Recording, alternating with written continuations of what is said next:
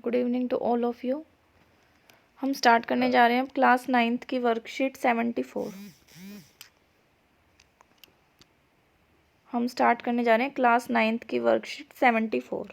ठीक है, 9th की साइंस हम कर रहे हैं। इसी चैप्टर को कंटिन्यू करते हैं अपने कि हम बीमार क्यों होते हैं। इसमें हमने संक्रामक और असंक्रामक रोग के बारे में पढ़ा था लास्ट वीडियो में। ठीक है, अब इसी चैप्टर को कंटिन्यू करते हैं। अब ये हमसे क्वेश्चन करता है, जिज्ञासा दीदी हमसे क्वेश्चन कर रही हैं कि क्या कारण है कि लोग रोगों से ग्रसित होते हैं, कि बीमार होने का कारण ही क्या है। तो इस वर्कशीट में हमें यही जानना है कि हम बीमार ही क्यों होते हैं। तो ये क्या कहता है कि ज्ञान, फिर आंसर क्या आता है हमें कि सभी रोग मुख्यतः दो प्रकार के कारकों के कारण होते हैं, कि किसी भी डिजीज़ के लिए दो जो कारक है वो रिस्पॉन्सिबल है। ठीक है, तो फर्स्ट कारक क्या है हमारा, तात्कालिक कारक है।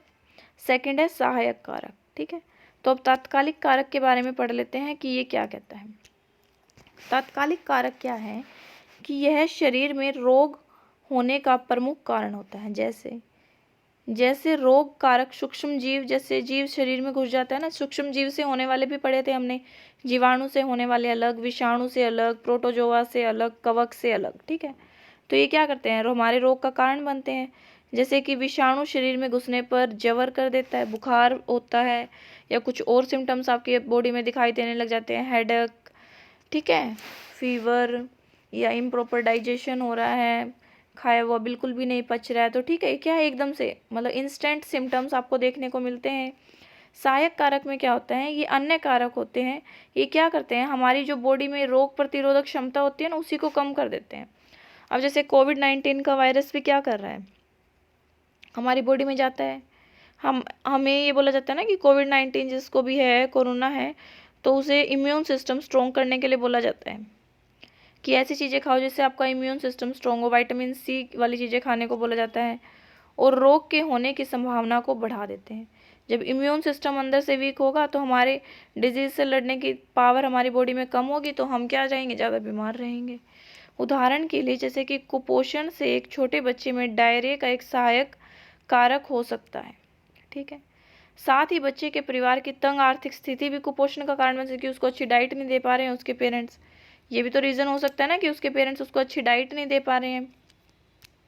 ठीक है, कुपोषण का कारण हो सकता है आर्थिक स्थिति भी। ठीक है, ये सहायक कारक इसीलिए ना क्योंकि उनका फैमिली बैकग्राउंड वही ठीक नहीं है, और जो पेरेंट्स हैं वो अपने बच्चे को अच्छे से खाना पीना नहीं दे पा रहे हैं, इसलिए आर्थिक स्थिति एक सहायक कारक हो सकता है। इसी प्रकार व्यक्तिगत व सामुदायिक अस्वच्छता के आसपास बिल्कुल गंदगी है, बिल्कुल साफ सफाई नहीं है, तो भी वहाँ पे बीमारी ज़्यादा होंगी। उचित जन सुविधाओं का अभाव हो गया, जैसे साफ पानी नहीं मिल पा रहा है उनको पीने के लिए, तो ये क्या है, एक्स्ट्रा सहायक कारक में आते हैं। ठीक है, तो ये सब किस में आएंगे, सहायक कारक में आएंगे। ठीक है, अब आगे कंटिन्यू करते हैं इस वर्कशीट को। आगे हमें क्या मेंशन है कि जो संक्रामक कारक कौन कौन से हैं। ठीक है, संक्रामक कारक के बारे में बता रहे हैं। जो संक्रामक रोग हैं वो बाह्य कारणों से होते हैं, जैसे हमने पढ़ा था, विषाणु से होते हैं, जीवाणु से, कवक से, प्रोटोजोआ से। तो यहाँ पे ना इनका डायग्राम दिखा रखा है, ये देखो, ये कोरोना वायरस का डायग्राम बहुत कॉमन है, आपने देखा होगा। ठीक है, तो ये वायरस के डायग्राम बना के दिखा रखे हैं, ऐसे ये जीवाणु के, बैक्टीरिया के दिखा रखे हैं अलग अलग टाइप से, ये प्रोटोजोआ दिखा रखा है। ठीक है, तो ये क्या कहते हैं कि मतलब ये इनके मेन कारक हैं, ये बाह्य कारणों से होते हैं। संक्रामक रोग तो बाह्य कारणों से होते हैं ना, बाह्य कारण संक्रामक कारक कहलाते हैं, जिसमें प्रमुख एक कोशिकीय सूक्ष्म जीव है। क्या है, एक कोशिकीय सूक्ष्म जीव। एक कोशिकीय कैसा होता है, जैसे कि अमीबा का कॉमन एग्जाम्पल है, सबने पढ़ा है।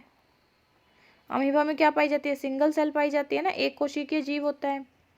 ठीक है, आंतों के कुछ संक्रामक रोग, आगे क्या कह रहा है कि जो आंतों के कुछ संक्रामक रोग है ना, वो बहुकोशिकीय कृमियों की, जैसे फीता कर्मी और गोल कर्मी, इनको क्या बोला जाता है, फ्लैट वॉर्म। इंग्लिश में क्या बोलेंगे हम इनको, फ्लैट वॉर्म और राउंड वॉर्म। क्या बोलेंगे, फ्लैट वॉर्म और राउंड वॉर्म, इनसे ये फैलते हैं। ठीक है, जो ये मतलब कुछ ये नहीं कि हमें सिंगल एक कोशिकीय होगा वही हमारी बॉडी में डिजीज़ फैलाएगा, नहीं, ये जो मल्टी सेलुलर होते हैं वो भी हमारी बॉडी को हार्म कर सकते हैं।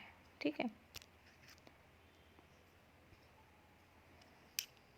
इसके लिए अब एग्जाम्पल क्या दे रखा है इन्होंने, एलिफेंटाइसिस भी एक अलग प्रकार के कृमि के कारण वाला होने। एलिफेंटाइसिस में क्या होता है कि जो कोई भी व्यक्ति है, मान लो जो भी यहाँ पे कोई पर्सन है, तो उसका जो एक जो पैर होते हैं ना, वो कैसे होते हैं, बिल्कुल स्वेलिंग सी आ जाएगी पूरे पैर पे, काफ़ी मोटा सा हो जाएगा एक पैर बिल्कुल।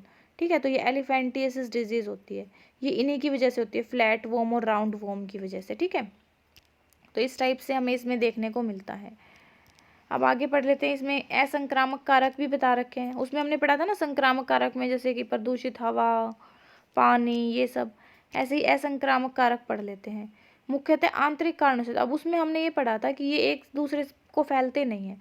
ऐसा क्यों होता है? क्योंकि ये हमारी डाइट पे डिपेंड करता है। अगर हम अच्छा न्यूट्रिशियस फूड नहीं खा रहे हैं तो हम बीमार हो सकते हैं, या फिर हम कुछ भी वर्कआउट नहीं कर रहे हैं, या हाई ब्लड प्रेशर रह रहा है आपको, अत्यधिक मोटापा और व्यायाम की कमी के कारण हो रहा है, थायराइड ग्रंथि आपकी सही काम नहीं कर रही है तो उसकी वजह से हो रहा है। तो मतलब इसके के लिए क्या है, ये हमारे इंटरनल फैक्टर्स रिस्पॉन्सिबल हैं। मतलब इन सब चीज़ों के लिए हम खुद रिस्पॉन्सिबल हैं। ये हमारी इंटरनल कमी के कारण ही हो रहा है हमारे अंदर ये। ठीक है, थायराइड ग्रंथि का सही से काम नहीं करना, जैसे कैंसर अनुवांशिक असमानताओं के कारण भी होते हैं। मधुमेह भी इंसुलिन की कमी के कारण, डायबिटीज़ हो जाना, कार्बोहाइड्रेट खाने के कारण होता है, ज़्यादा कार्बोहाइड्रेट ले रहे हैं। ठीक है, तो उसकी वजह से डायबिटीज़ हो जाना, इंसुलिन का प्रॉपर हमारी बॉडी में बन नहीं पा रही है। ठीक है, तो ये सब इसके कारण हो जाते हैं। अब आगे क्वेश्चंस करता है ये हमसे कि कौन से दो मूल कारक हैं जो हमारे शरीर में रोगों का कारण बनते हैं। तो अभी बताया है दो मूल कारक, तो हमने बड़े अच्छे से पढ़े हैं फर्स्ट में, तात्कालिक और सहायक कारक। हम क्यों कहते हैं कि संक्रामक रोग बाह्य कारकों के कारण होते हैं? क्योंकि अभी तो पूरा एक्सप्लेनेशन भी दे दिया है कि संक्रामक रोग बाह्य कारकों के कारण होते हैं। तो आपको कोई भी दो एग्जाम्पल दे देने, या तो जीवाणु वाले दे दो या फिर विषाणु वाले। ठीक है, अब आगे कहता है कि कोविड-19 का तात्कालिक कारक और कोई दो सहायक कारक बताइए। तात्कालिक कारक क्या है? कोविड-19 का, और कोई दो सहायक कारक बताइए। ये क्वेश्चन आप मुझे एक्सप्लेन करके बताएंगे अपने पॉइंट ऑफ व्यू से कि आपको क्या लगते हैं इसके तात्कालिक कारण और क्या इसके सहायक कारक लगते हैं। जब आप इसका आंसर व्हाट्सएप ग्रुप में भेजेंगे फिर मैं आपको इसका आंसर बताऊंगी। ठीक है, नेक्स्ट क्वेश्चन है कि हम क्यों कहते हैं कि असंक्रामक रोग आंतरिक कारकों के कारण होते हैं? क्यों कह रहे हैं? क्योंकि ऑब्वियसली हमारी डाइट पर डिपेंड कर रहा है। हम अच्छा खाना नहीं खा रहे हैं, न्यूट्रिशियस फूड नहीं ले रहे हैं, हम प्रॉपर वर्कआउट नहीं कर रहे हैं, तो हमारी कमी के कारण हो रहा है ना। तो इसीलिए इसको हम क्या कह रहे हैं कि हमारे आंतरिक कारकों की वजह से हो रहा है। एग्जाम्पल में क्या एग्जाम्पल दे सकते हैं? मधुमेह दे सकते हैं, उच्च रक्तचाप दे सकते हैं, हाई ब्लड प्रेशर या फिर लो ब्लड प्रेशर हो रहा है। ठीक है, इंसुलिन नहीं बन पा रहा, मधुमेह का डिजीज़ हो गया। ठीक है, ये सब एग्जाम्पल्स आप इसमें एक्सप्लेन कर सकते हैं। ठीक है, तो नेक्स्ट वीडियो में हम अपनी नेक्स्ट वर्कशीट कंटिन्यू करेंगे। Thank you.